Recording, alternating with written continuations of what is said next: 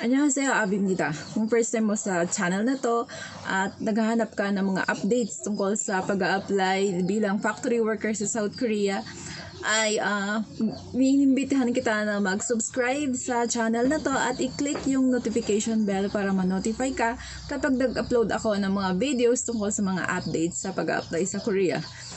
Sa video na to ay pag-uusapan natin magkano ang magagastos sa pag-apply bilang factory worker sa South Korea.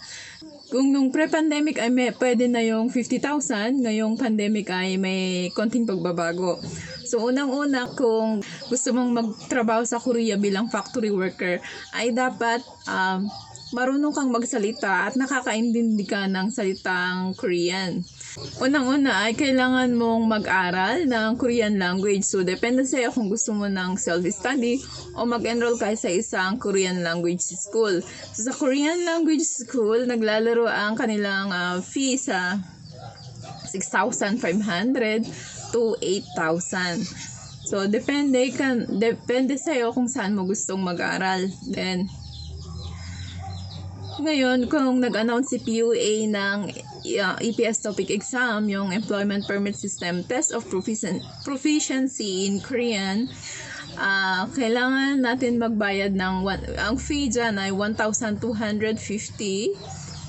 Ngayon, kung pumasa ka doon sa EPS-TOPIK exam, magpo-proceed ka ng magpa-medical exam. So, ang medical clinic na dapat mong puntahan ay yung mga DOH accredited.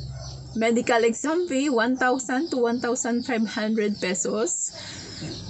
Ngayon, magsasubmit ka na ng application mo kasi nabigyan ka ng fit to work na medical certificate.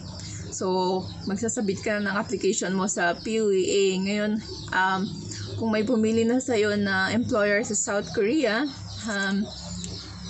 pipirma ka na ng kontrata. So, magpo-proceed ka na, magbabayad ka na ng visa.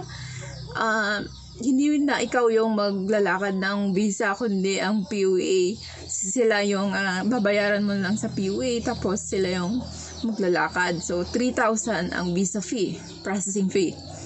Tapos sa PUA, babayaran mo na din yung OWA, yung pag-ibig, yung PhilHealth. So, all in all, yung yun ay nasa 4,500. Sa PUA, pabayaran mo ngayon. Tapos, kailangan mong magpa-remedical exam.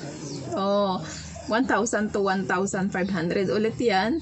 At saka yung tuberculosis test sa St. Luke's, 1,100 pesos. Ang PUA ay hinahanap din pala nila yung NBI clearance natin. So, dapat po meron din po kayong NBI clearance. Plane ticket at 17,000 pesos.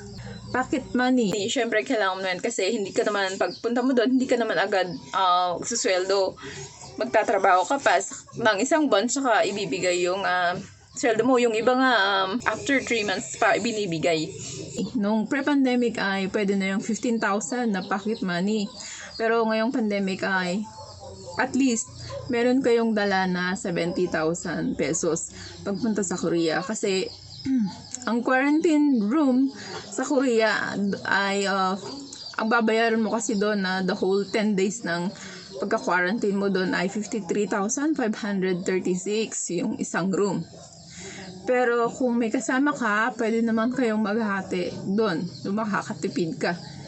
Pero sila kasi ang pumipili kung isa ka lang ba sa room or may kasama ka. So, para sure magdadala ka ng at least 70,000 pagpunta mo sa Korea. So, all in all, parang umaabot ito ng 106 to 107,000 pesos ang gastos natin sa pag-apply sa Korea ngayong pandemic.